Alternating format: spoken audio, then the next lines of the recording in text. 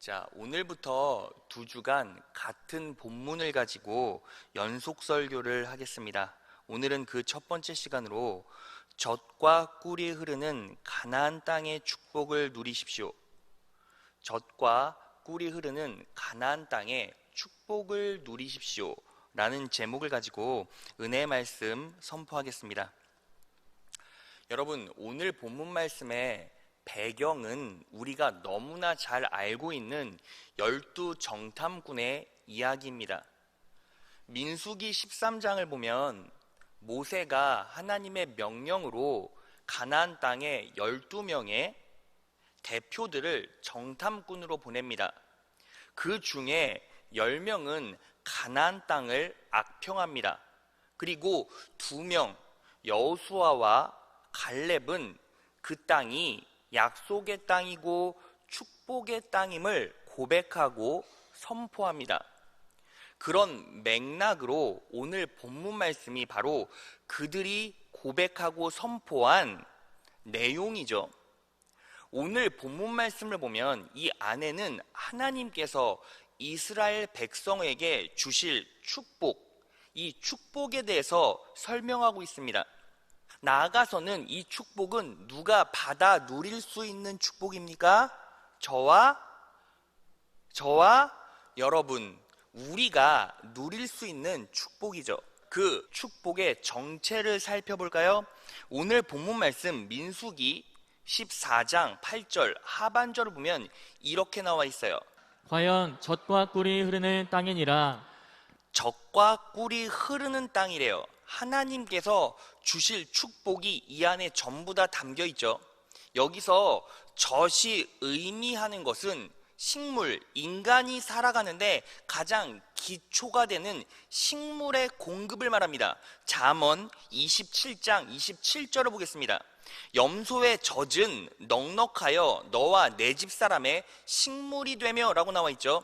젖은 무엇을 말합니까? 식물을 말해요. 식물. 그러니까 가장 기초적인 공급을 말하죠. 그리고 여러분, 젖과 꿀이 흐른다고 말해요. 여러분, 꿀은요 무엇을 상징합니까? 여러분, 지구상에서요 우리가 먹는 식재료 중에 유통기간이 없는 식품이 딱 하나 있어요. 그게 뭔지 아십니까? 꿀이에요. 그러니까 이 꿀은 무엇을 의미합니까?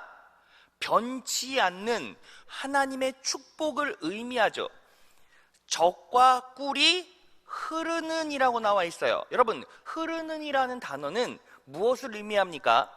바로 수고도 없고 노력도 없는 축복을 의미해요.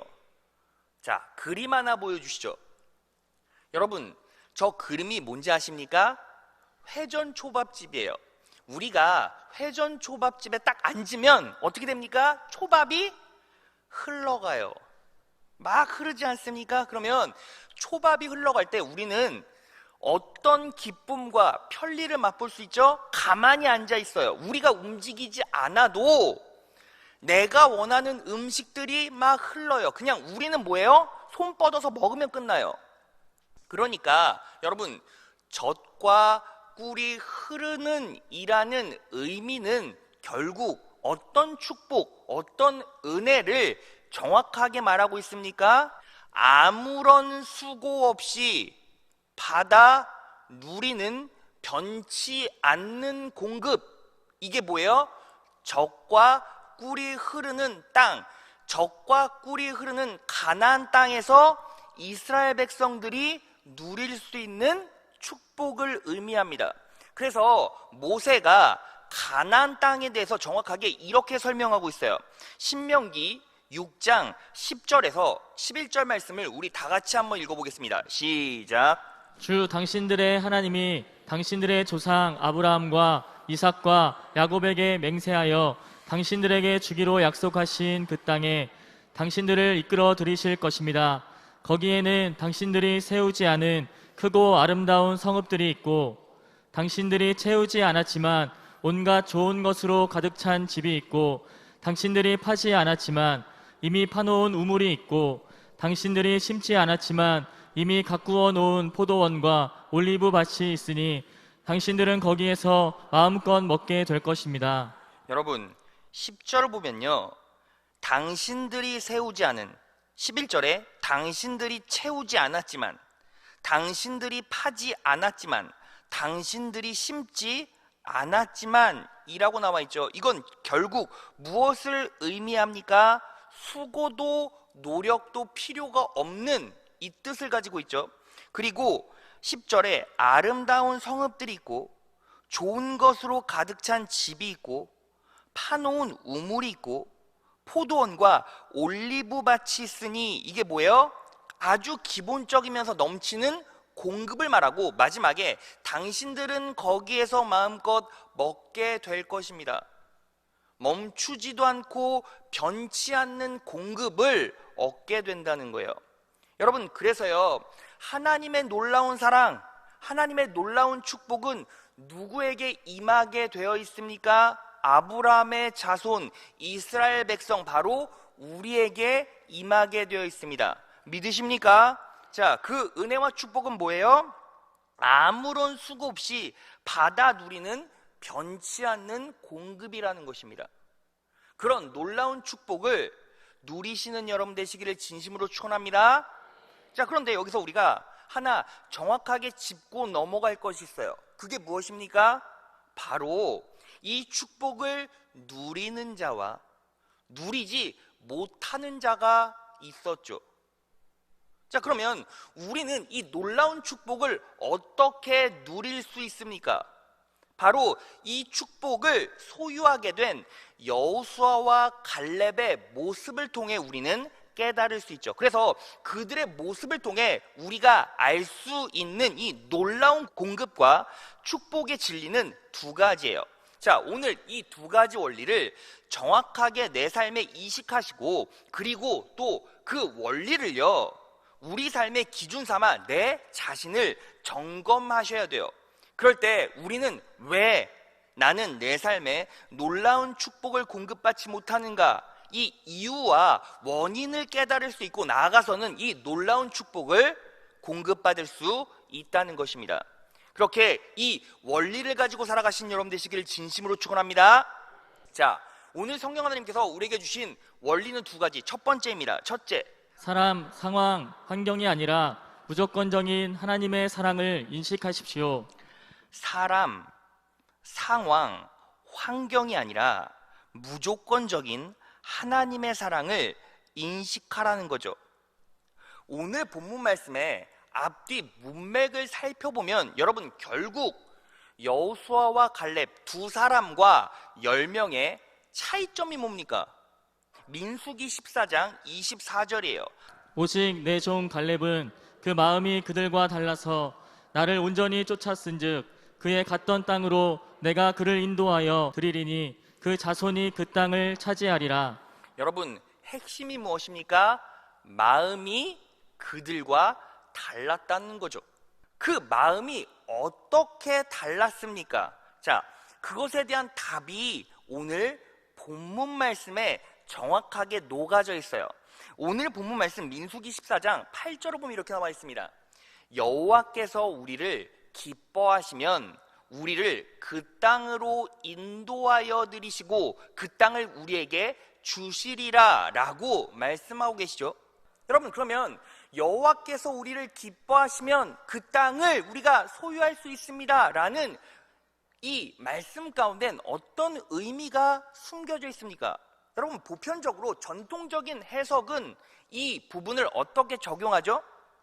여호와께서 우리를 기뻐하시면 우리는 그 놀라운 축복을 소유할 수 있으니까 우리는 하나님께서 기뻐하시는 행동을 하자, 하나님께서 기뻐하시는 짓을 하자, 이렇게 말씀을 적용했단 말이에요. 그러면 그 말이 맞습니까?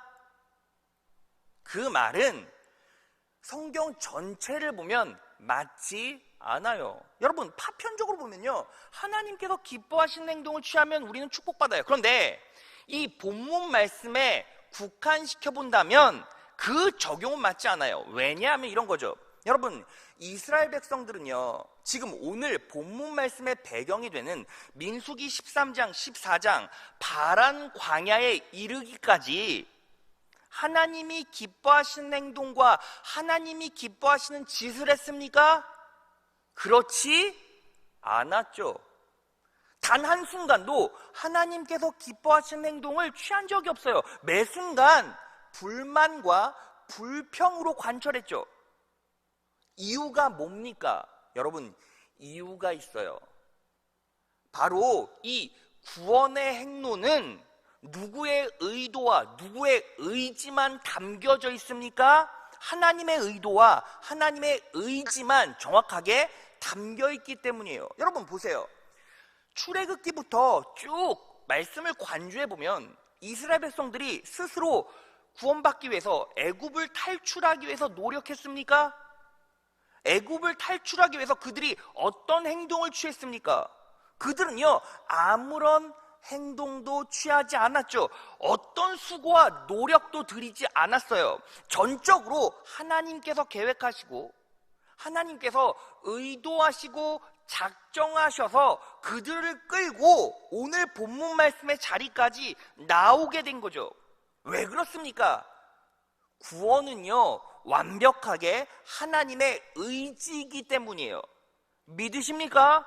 그런데 그 하나님의 의지 가운데 인간의 의지가 섞여 들어올 수 없어요.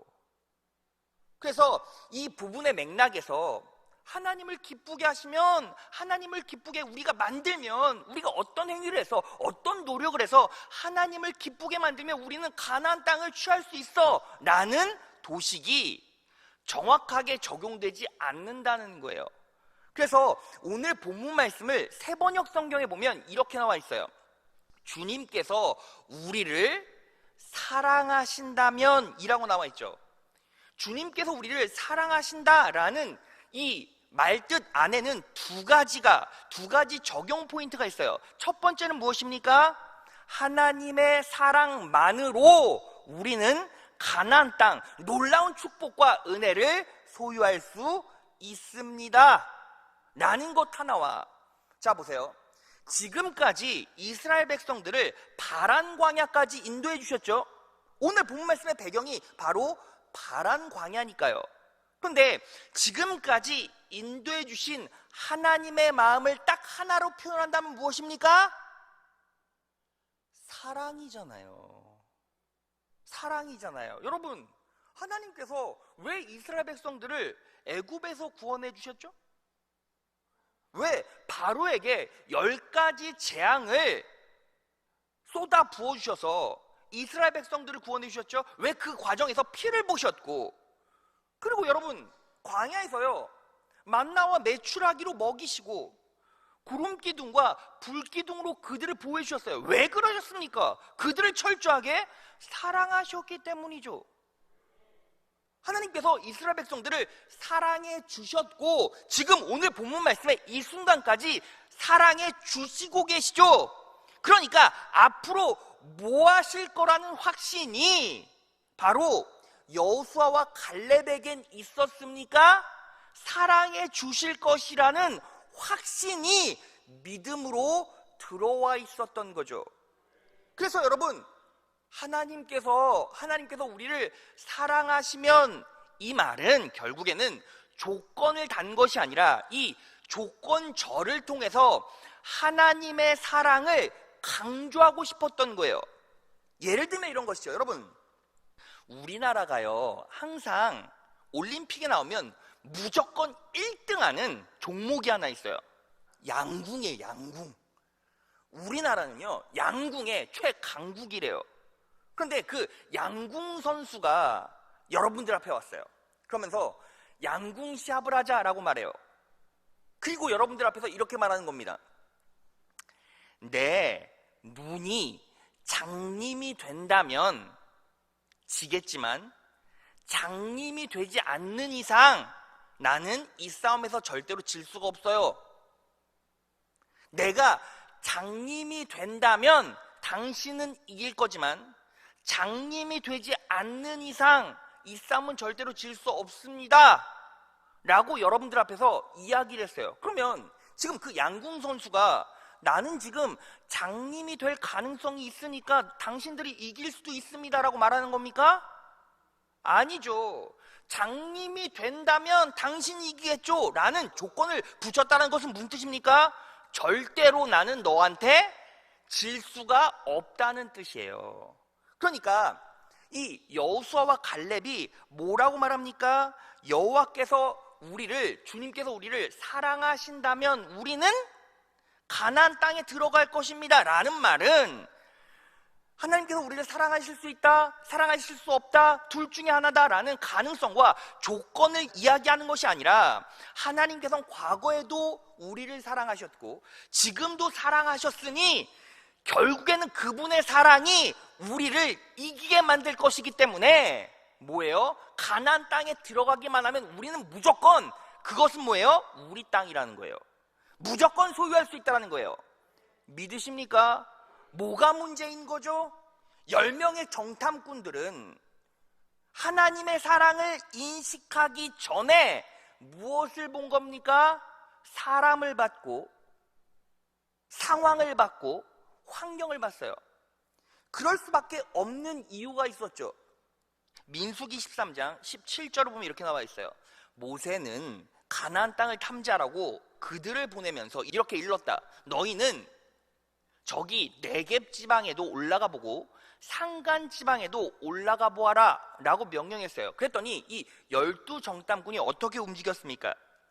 민수기 13장 21절에서 22절을 보면 그들은 자 여기서 그들은 12명을 말하는 거죠. 그들은 올라가서 신광야에서부터 하맛 어귀 롭에 이르기까지 그 땅을 탐지하였다. 그들은 또 네겝 지방으로 올라가 헤브론에 이르렀다. 거기에는 아낙 자손인 아이만 부족과 세세 부족과 달메 부족이 있었다. 지금 보세요. 이 12명의 정탐꾼은 같은 동선으로 같은 상황과 같은 환경과 같은 사람을 겪었어요. 경험했죠. 그리고 그들의 모습은 실제로 어땠습니까? 자, 신명기를 가보겠습니다. 신명기 1장 28절이요. 우리가 왜 그곳으로 가야 한단 말이냐? 무모한 일이다. 그 땅을 탐지하고 돌아온 우리의 형제들은 그곳 사람들이 우리보다 힘이 훨씬 더 세고 키가 크며 성읍은 하늘에 닿을 듯이 높은 성벽으로 둘러싸여 있다. 거기에는 아낙 자손까지 산다고 하지 않았느냐라고 말하고 있어요. 여러분, 여기서 우리가 무엇을 알아야 되냐면 실제로 가봤더니 거기에 있는 사람들은 자신들보다 훨씬 힘이 셌어요. 키가 컸어요. 그리고 헤브론 산지 성읍은 하늘에 닿을 듯이 높은 성벽으로 둘러싸여 있었어요. 자, 그러면 그들의 정탐, 그들의 관찰은요 어땠어요? 아주 객관적이었죠.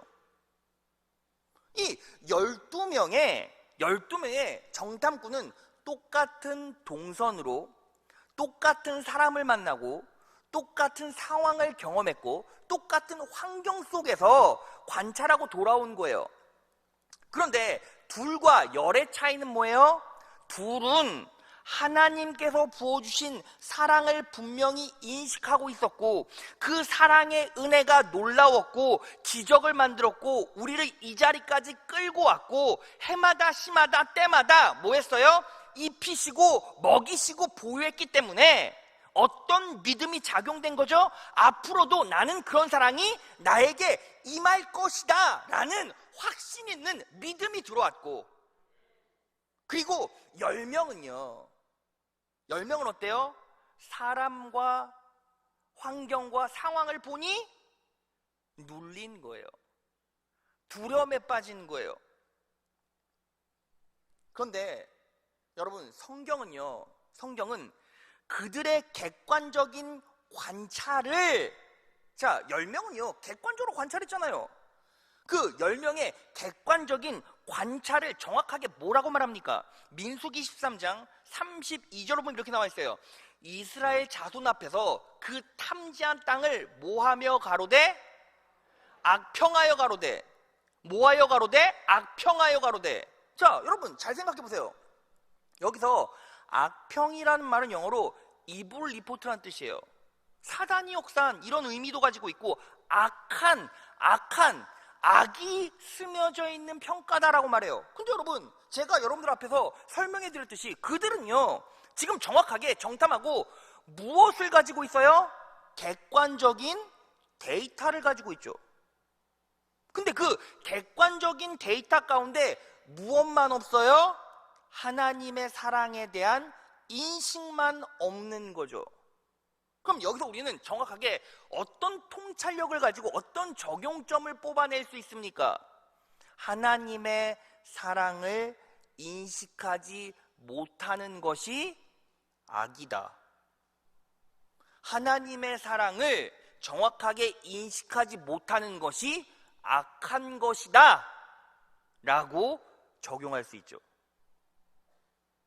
여러분, 하나님의 사랑을 인식하지 못한 사람을 악인이라고 말하고, 악인은 결국 천국 갑니까? 지옥 갑니까? 지옥 가요. 구원받지 못해요. 여러분, 이게 왜 그럴 수밖에 없냐면 바로 하나님의 사랑을 인식하는 데서 내 믿음이 나오기 때문이에요. 그래서 요한일서 4장 16절, 하나님이 우리를 사랑하시는 사랑을 우리가 알고 믿었노니 하나님을 사랑이시라. 믿음은 어떻게 생깁니까? 하나님이 우리를 사랑하시는 사랑을 우리가 아는 것, 인식하는 것, 마음에 담아두는 것, 이해하는 것에서부터 뭐가 나와요? 믿었노니 믿음이 나온다고요. 그러니까 여러분, 결국 하나님의 사랑을 인식하는 것에서부터 믿음이 나오고, 그 믿음이 구원을 만들어내니까 결국은 하나님의 사랑을 인식하면 우리는 구원에 이르게 돼 있어요. 그 구원은요, 어떤 구원입니까? 죽어서 천국 가는 구원이기도 하지만 내가 그 사랑을 인식하고 믿는 그 순간부터 우리의 인생 가운데 내 영적인 축복이 흐르고, 내 육적인 축복이 흐르고, 내 인생의 축복이 흐르고, 그 사랑을 가정 가운데 불어넣고 인식시키고 이식하면 그 가정 가운데 놀라운 구원과 축복이 임한다는 거죠. 믿으십니까? 그러니까 우리는 여기서 무엇을 인식해야 합니까? 사람, 상황, 환경이 아니라 무조건적인 하나님의 사랑을 인식하십시오. 믿으십니까? 그 사랑이 여러분들에게 임했습니다. 여러분, 이게요, 왜 그렇게 중요하냐면 제가 요즘에 중증 성도들 보고를 많이 받아요. 그러한 불치병에 걸린 성도들을 바라보면 너무 마음이 아파요. 하지만 마음이 아픔에도 불구하고 제가 부끄러울 때도 너무나 많아요. 어떤 성도는요, 일단은 제가 전화 신방을 해도 딱 전화를 받잖아요. 말이 없어요. 하나님께서 치유해 주실 거예요. 하나님께서 회복시켜 주십니다.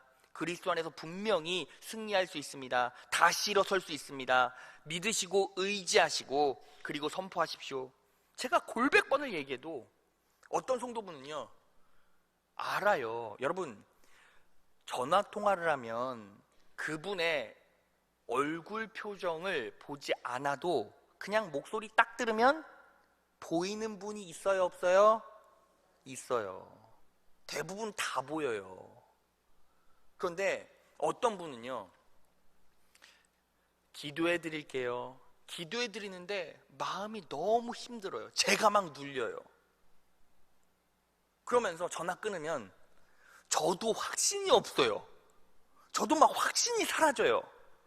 그런데 어떤 성도는요, 힘들고 어려운 상황인데 아멘 아멘 하면서 저는 걱정하지 않습니다. 하나님의 사랑으로 지금까지 왔고, 그리고 하나님께서 훈련시켜 주시면 더 겪어보겠습니다. 더 아파도 하나님 의지하면서 다시 일어나겠습니다. 말씀 보겠습니다. 말씀 듣겠습니다. 더 치열하게 기도해 보겠습니다. 이 난관을 뚫어내면 결국 하나님의 선하심이 제 인생 가운데 올 것이고, 삶에서 이와 방불한 고난이 임할 때 저는 그때 지금보다 월등히 훨씬 더 쉽고 간단하게 고난을 넘길 수 있을 겁니다. 하나님께서 끝까지 저를 붙잡아 주시고, 그리고 제가 만약에 죽어 천국 간다 해도 저는 걱정하지 않습니다. 왜? 하나님께서 우리 가정 지켜주시고 제 자녀들을 믿음으로 키워냈습니다. 그래서 저는 그 믿음으로 내 가족들, 내 자녀들이 승리할 줄 믿습니다. 목사님, 기도해 주시고 축복해 주세요. 그럼 제가요, 그 통화를 하고 나서 제가 마음이 뜨거워져요. 되려 제가 그 통화를 통해서 더 큰 능력과 힘을 받고, 그리고 하루를 살아갈 수 있는 힘을 얻어요. 그러면 여러분들은요, 지금 내가 힘들고 어려운 시기 다 똑같지 않습니까? 상황은 다 똑같고 환경은 다 똑같고 만나는 사람들도 다 비슷비슷해요. 그러면 여러분들의 모습이 어떤지를 한번 반추해 보시고 바라보시라는 거죠. 그러면 하나님의 사랑을 온전히 인식하고 그 사랑으로 반응한 성도들은 결코 하나님께서 그들을 버리지 않으세요. 그 믿음 보시고 역사하시고 은혜 베풀어 주십니다. 믿으십니까? 하나님께서 여러분들을 놀랍게 사랑해 주세요. 그렇지 않다면 여러분들은 이 자리에 앉을 수도 없고 들을 수도 없고 볼 수도 없고 경험할 수도 없고 천국을 소망하고 입에 담을 수도 없어요. 그런데 이미 여러분들은 하나님의 자녀로 이 자리에 와 있고 청종하고 있고 눈빛이 반짝반짝하고 있고 반응하고 있고 적고 있고 쓰고 있고 집중하고 있잖아요. 여러분, 하나님께 맡기십시오. 하나님의 사랑을 더 많이 인식하십시오. 그리고 오늘 기도할 때 이렇게 기도하세요. 하나님, 하나님의 더 큰 사랑을 깨닫기를 원합니다. 하나님의 더 큰 사랑으로 내 인생이 덮어지길 원합니다. 더 큰 사랑으로 덮어주십시오. 더 큰 사랑을 인식하기 원합니다. 더 큰 사랑을 경험하기 원합니다. 더 큰 사랑을 깨닫기 원합니다. 믿으십니까? 그 믿음으로 살 때 그 사람은 무조건 승리합니다. 누구처럼? 여호수아와 갈렙처럼. 자, 그렇다면 여러분, 오늘 본문 말씀에 나와 있는 이 사랑은요, 실질적으로 우리 인생 가운데 정확하게 어떻게 적용이 될까요? 왠지 구약시대 몇천 년 전의 사건, 이러면 우리 인생 가운데 뭔가 동떨어져 보이지 않습니까? 그럼 이 사랑의 정체가 뭐냐는 거예요. 자, 그래서 둘째, 그 무조건적인 사랑의 정체는 우리에게 임한 예수님의 사랑입니다. 그 무조건적인 사랑의 정체는 우리에게 임한 예수님의 사랑이라는 거예요. 자, 여러분, 제가 여러분들에게 물어볼게요. 유기되고 가나안에 들어가지 못한 성도는 딱 10명밖에 없습니까? 결국에는 가나안에 들어가지 못한 이스라엘 백성들이 이 여호수아와 갈렙을 제외한 10명 밖에는 없습니까? 그렇지가 않아요. 하나님께서 정확하게 법으로 기준을 마련해 주셨고, 이 정탐꾼의 사건, 이 스토리 때문에 결국 못 들어가는 사람들이 생겼죠. 하나님께서 만들어 놓으신 그 법의 기준이 있어요. 자, 민수기 14장 29에서 31절 보면 이렇게 나와 있어요. 너희 가운데 20살이 넘은 사람으로 인구조사를 받은 모든 사람들, 곧 나를 원망한 사람들은 이 광야에서 시체가 되어 뒹굴게 될 것이다. 그러니까 너희 가운데 20살이 넘은 사람, 20살이 넘은 사람, 인구조사를 받은 20살이 넘은 모든 사람들은 가나안에 들어가지 못했어요. 자, 30절. 나는 너희에게 땅을 줘 살게 하겠다고 손을 들어 맹세하였다. 그러나 이제 너희는 그 땅으로 들어가지 못할 것이다. 다만 여분네의 아들 갈렙과 눈의 아들 여호수아만이 들어갈 것이다. 31절. 너희가 사로잡혀 갈 것이라고 걱정한 너희의 어린 것들은 내가 이끌고 너희가 거절한 그 땅으로 들어가겠다. 자, 여러분, 그러면 정리해보면 이런 거죠. 누가 못 들어갑니까? 그 10명의 정탐꾼을 포함한 20세 이상의 모든 사람들은 다 가나안에 못 들어가고, 20세 이하의 인구조사에서 제외된 어린아이들만 가나안에 들어가게 돼 있어요. 이게 뭐예요? 하나님께서 정해주신 법의 기준이라는 거죠. 그런데 이 말씀을 묵상하면서 너무나 호기심이 일어나고 이상한 부분이 있어요. 그게 뭐냐면, 제가요 먼저 말씀을 찾을게요. 민수기 4장 1절에서 3절이에요. 여호와께서 또 모세와 아론에게 일러 가라사대 레위 자손 중에서 고앗 자손을 그들의 가족과 동족을 따라 총계할지니, 곧 30세 이상으로 50세까지 회막의 일을 하기 위하여 그 역사에 참가할 만한 모든 자를 계수하라. 하나님께서 레위 자손을 뽑으실 때 곧 30세 이상으로 50세까지 회막에서 일을 하기 위해서 사람을 뽑으셨어요. 그러니까 회막에서 일하는 사람은 최소한 몇 세 이상이에요? 30세 이상이죠. 그러면 그 30세 이상의 사람들은 가나안에 들어가요? 못 들어가요? 못 들어가죠. 왜? 인구조사 가운데 20세 이상의 모든 사람들은 들어가요? 못 들어가요? 못 들어가는데 지금 30세 이상의 레위인들이 회막에서 일하잖아요. 그러니까 회막에서 일하는 레위인들은 절대로 가나안에 못 들어가는 거예요. 그러면 그러한 대표적인 레위인의 대표적인 인물이 누구입니까? 민수기 25장 7절. 아론의 손자이자 엘르아살의 아들인 제사장 비느하스가 이것을 보고 회중 가운데서 나와 창을 들고라고 나와 있죠. 그러니까 민수기 25장 그 상황 가운데서 제사장은 비느하스니까 비느하스는 30살이 넘었다라는 거예요? 안 넘었다라는 거예요? 네, 넘었다는 거죠. 그리고 비느하스의 아버지 엘르아살도 당연히 30살이 넘었죠. 그러니까 이 두 사람은 들어가요? 못 들어가요? 못 들어가죠. 그런데 이상하게 들어갔다는 거예요. 확인해 볼까요? 여호수아로 가겠습니다.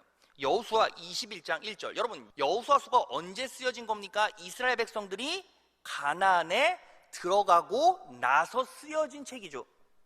그런데 여호수아 21장 1절을 보면 이렇게 나와 있어요. 그때에 레위 지파의 족장들이 제사장 엘르아살과 눈의 아들 여호수아와 이스라엘 자손의 다른 지파 족장들에게 나아왔다. 제사장 엘르아살 레위인인데 이 사람은 30세가 훌쩍 넘었는데 가나안에 들어갔어요? 못 들어갔어요? 들어갔죠. 들어갔잖아요. 지금 가나안에 들어가서 쓴 책이 여호수아니까. 그리고 비느하스도 한번 찾아볼까요? 여호수아 22장 13절이에요. 이스라엘 자손이 제사장 엘르아셀의 아들 비느하스를 길르앗 땅으로 보내어 르우벤 자손과 갓 자손과 므낫세 반 지파를 보게 하되. 여러분, 비느하스도 들어갔어요. 그러니까 성경책을 쭉 관조하고 관찰해 보니 결국 누가 들어갔어요? 엘르아살과 비느하스로 대표되는 레위인들은 하나님의 법의 기준과 상관없이 가나안에 들어갔다고요. 그러면 왜 들어갔습니까? 레위인들이 왜 들어갔죠? 성경을 찾아도 이유가 없어요. 여러분, 이유가 없이 받는 호의나 축복을 성경에서 뭐라고 말합니까? 은혜라고 말해요. 레위인들은 뭐가 임한 거예요? 그냥 무조건적인 은혜가 임한 거예요. 그러면 하나님께서 왜 그들을 가나안으로 들여보내셨을까? 굳이 이유를 찾고 관찰해보고 결국 뽑아내보면 정확하게 이유가 있어요. 여러분, 이 비느하스의 아버지인 엘르아살의 이름의 뜻이 무엇인지 아십니까? 따라해볼까요? 하나님의 도우심. 하나님의 도우심. 비느하스의 아버지 제사장 엘르아살의 이름의 뜻은 하나님의 도우심이라는 뜻이고, 이 비느하스라는 사람의 인생 행적을 통해서 비느하스가 상징하는 말이 있어요. 단어가 있어요. 따라해 볼까요? 의로움. 정확하게 말하면 의로운 행위예요. 의로운 행위가 비느하스의 상징이 되어버렸어요. 이유가 있어요. 하나님께서 비느하스를 영원한 제사장으로 세우겠다라고 약속하셨을 때 사건이 하나 일어납니다. 이스라엘 백성들이 시딤에서 모압 여인과 음행을 저질렀어요. 이 모압 족속들은 이방 우상들을 숭배했기 때문에 그들과 합쳤다라는 것은 영적으로 간음했다는 거고 그들의 우상을 함께 겸하여서 섬겼다는 것이죠. 그러니까 하나님께서 그 모습에 너무 아프셔서 전염병을 내리세요. 그리고 그들을 쓸어버리시기로 작정하셨는데 그 상황 가운데서 한 이스라엘 남자가 장막 가운데 미디안 여인을 끌고 들어가서 그를 또 취하려고 해요. 그 모습을 비느하스가 보고 딱 들어갔는데 남자와 여자가 엉켜 있는 거예요. 그 모습을 보고 비느하스가 창으로 그 둘을 한꺼번에 찔러서 꿰어버려요. 관통을 합니다. 그 모습을 보시고 비로소 하나님께서 화를 거두어내세요. 자, 그 장면을 볼까요? 민수기 25장 11에서 13절이에요. 아론의 손자이자 엘르아살의 아들인 제사장 비느하스가 한 일을 보아서 내가 더 이상 이스라엘 자손에게 화를 내지 않겠다. 그는 이스라엘 자손이 나밖에 다른 신을 섬기는 것을 결코 용납하지 않았다. 그러므로 나는 이스라엘 자손을 홧김에 멸하는 일은 삼갔다. 그러므로 너는 내가 비느하스와 무엇의 언약? 평화의 언약을 맺으려고 한다고 말하여라. 그와 그 뒤를 잇는 자손에게 영원한 제사장 직분을 보장하는 언약을 세우겠다. 그는 나밖에 다른 신을 섬기는 것을 용납하지 않았고, 다 같이 읽겠습니다. 시작. 그렇게 함으로써 이스라엘 자손의 죄를 속해 주었기 때문이다. 자, 여러분, 왜 비느하스가 영원한 제사장으로 세움받았습니까? 이유는 그의 의로움, 그의 의로운 행위 때문이에요. 그래서 비느하스를 상징하는 단어가 무엇입니까? 의로움, 의로운 행위죠. 비느하스의 의로운 행위 때문에 이스라엘 백성들이 죄가 사해졌고 구원에 이르게 되었어요. 믿으십니까? 나왔잖아요. 자, 그러면 보세요. 이 엘르아살과 비느하스로 대표되는 이 두 사람의 상징을 하나로 엮어보면, 자, 엘르아살의 이름의 뜻이 뭐라고 했죠? 하나님의 도우심. 하나님의 도우심이 누구를 낳았어요? 비느하스, 의로운 행위를 낳았어요. 의로운 행위가 결국 무엇을 만들어냈어요? 이스라엘 백성의 죄사함과 구원을 만들어냈죠. 그래서 엘라살과 비느하스의 이름이 예표하고 있는 게 무엇입니까? 주의 도우심이 의로운 행동을 낳았고 그로 인해 죄가 사해졌으며 구원에 이르게 되었다. 주의 도우심 받고 말하면 하나님의 은혜로 의로운 행동이 무엇입니까? 예수 그리스도의 십자가의 구속의 은혜를 예표하고 그 십자가에서 못 박혀 돌아가신 그 행동이 결국 무엇을 낳았어요? 우리의 죄를 사했고 우리를 구원에 이르게 했다는 거예요. 믿으십니까? 자, 그래서 이 엘르아살과 비느하스로 대표되는 레위인이 구원받은 이유, 전적인 하나님의 은혜, 그 은혜의 정체는 무엇입니까? 바로 하나님의 도우심이 의로움을 낳았고 그 의로운 행동이 우리의 죄를 구속했고 우리를 구원에 이르게 했다. 바로 결국 이것은 이 하나님께서 레위인을 전적으로 구원해 주신 이유가 뭐예요? 이들의 구원을 통해서 더함 없는 사랑과 더불어 예수 그리스도의 십자가의 구속의 은혜가 그들에게 임해서 하나님의 이 법이 되었던 저주를 어떻게 해요? 깨부수고 그 저주 가운데서 해방되었음을 정확하게 가르쳐 주시기 위해서 이 레위인들을 구하시고 살리셨다는 거예요. 믿으십니까? 그래서 우리는 무엇으로 부름받았습니까? 레위인 제사장으로 부름받았습니다. 믿으십니까?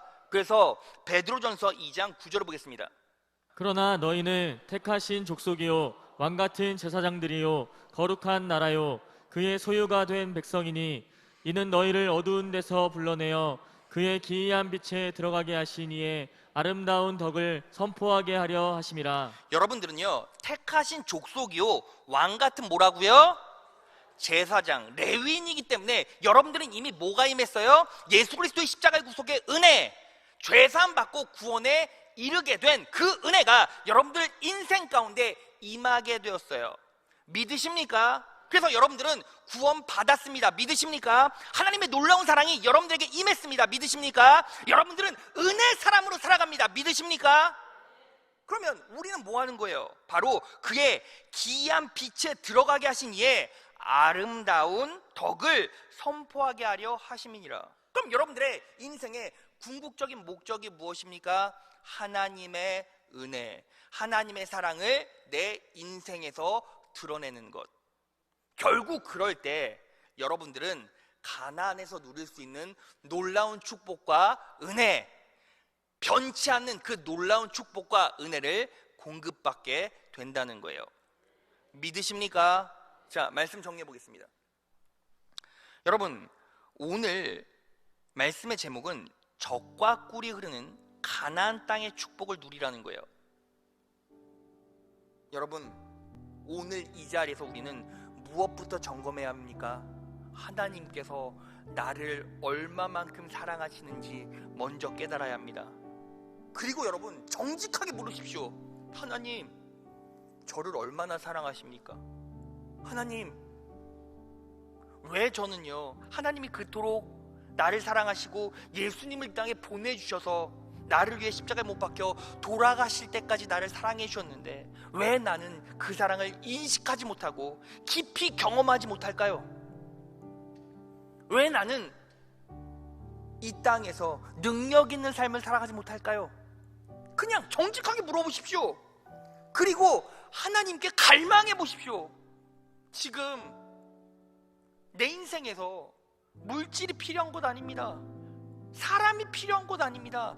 먼저 하나님의 사랑을 먼저 인식하게 도와주시고 그 사랑으로 충만해질 수 있도록 역사해 주십시오. 먼저 하나님 붙잡고 그 사랑을 인식시켜달라고, 그 사랑으로 채워달라고, 공급해달라고 다부지게 기도하십시오. 그리고 뭐 해야 합니까? 하나님의 은혜를 드러내는 자리로 나아가겠습니다. 저는 레위인입니다. 값없이 구원을 받았고, 값없이 구속함을 받았고, 값없이 하나님의 놀라운 은혜를 소유했습니다. 그 은혜는 절대로 유기되거나 취소되지 않을 것이고, 제가 천국 가는 그날까지 내 인생 가운데 임하게 될 것입니다. 하나님의 은혜를 제 인생 가운데 우려내고 흘려보낼 수 있도록 역사해 주십시오. 그렇게 작정하고 다짐할 때 여러분들은 이미 무엇을 인식하게 되는지 아십니까? 내가 이미 가나안의 젖과 꿀이 흐르는 가나안의 축복을 누리고 그 축복을 공급받고 있구나를 정확하게 인식할 수 있을 것입니다. 오늘 이 말씀을 가슴 깊이 새기고 매사에 아무것도 염려하지 마십시오. 다만 기도와 간구로 여러분들이 구할 것을 감사함으로 하나님께 아뢰십시오. 그리하면 모든 지각에 뛰어난 하나님의 평강이 그리스도 예수 안에서 우리의 마음과 생각을 지켜주십니다. 그리고 내 마음 가운데 놀라운 평강과 믿음이 임할 때 축복의 시작이요, 능력의 시작이요, 회복의 시작이요, 은혜의 한 발자국을 떼게 될 것입니다. 오늘 이 말씀을 내 삶의 능력 삼으시고 항상 나를 사랑하시는 예수님, 나를 사랑하시는 성령님, 나를 사랑하시는 하나님을 인식하시고 하나님의 은혜를 내 마음으로 흘려보내시고 내 인생에서 흘려보내셔서 어떠한 상황 가운데서도 넘어지지 않고 쓰러지지 않고 이 여정, 이 광야의 여정들을 순적하게 잘 이겨내신 여러분 되시기를 진심으로 축원합니다.